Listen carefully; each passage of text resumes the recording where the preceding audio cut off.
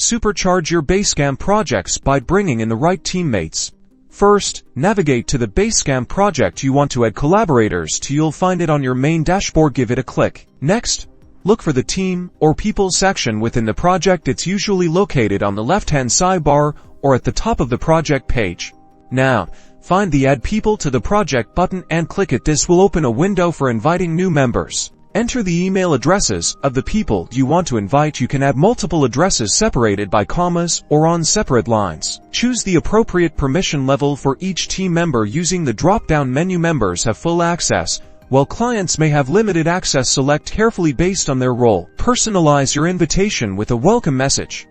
This is a great way to set expectations and make your new collaborators feel welcome. Finally, click the Send Invitation button. Basecamp will send an email to each person with instructions on how to join the project. Once they accept the invitation, their names will appear in the project team list, ready to collaborate. Now you are ready to collaborate with your team on projects.